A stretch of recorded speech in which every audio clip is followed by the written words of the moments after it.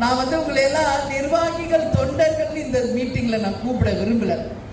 என்னுடைய வருங்கால கவுன்சிலர்களே, என்னுடைய வருங்கால மண்டல பொறுப்பாளர்களே, வருங்கால துணை மேயரா இருக்கலாம்.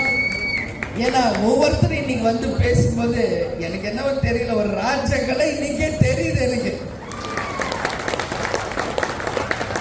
கம்பீரமாக எல்லாரும் இன்னைக்கு வெகு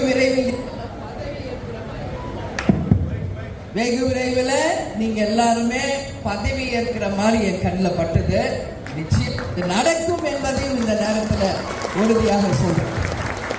எங்கள் தொண்டர்களாக நிர்வாகிகளாக இருந்த உங்களை நீங்க எல்லாம் சொல்றீங்க, எங்க அண்ணி துணை முதல்வராக வரணும், சட்டசபைக்கு போகணும், என்ன நீங்க உங்க விருப்பத்தை சொல்றீங்க. நான் என் விருப்பத்தை சொல்கிறேன்.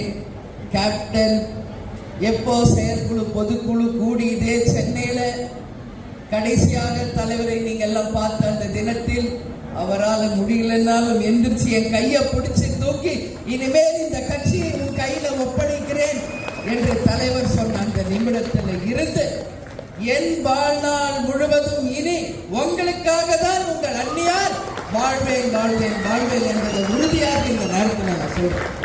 எங்களுக்கு 2 பிள்ளைதான். ஆனா தலைவர் கேப்டன் அவர்களை இந்த கட்சிக்குள்ள நம்பி வந்த என் லட்சக்கணக்கான அன்பு சகோதர சகோதரிகளே, நீங்கள் தான் என் எதிர்காலம், நீங்கள் தான் என் வாழ்க்கை என்பதில் நான் உறுதியாக இருக்கிறேன். அதில் எந்த மாற்று கருத்தும் கிடையாது. 1000 கணைகள் என் மீது வீசப்பட்டாலும் உங்கள் அண்ணியார் ஒரு இரும்பு பெண்மணியாக உங்களுக்காக மட்டுமே இனி என் வாழ்நாளில் என் ஒவ்வொரு நிமிடமும் என் செயல், சிந்தனை, சொல் அத்தனை எங்களுடைய கழக நிர்வாகிகள் தொண்டர்களாக உங்களுக்காக மட்டும்தான். இதுல எனக்கு எந்த மாற்று கருத்துமே இல்லை என்பதை இந்த நேரத்தில் நான் உறுதியாக சொல்ல கடமைப்பட்டிருக்கிறேன்.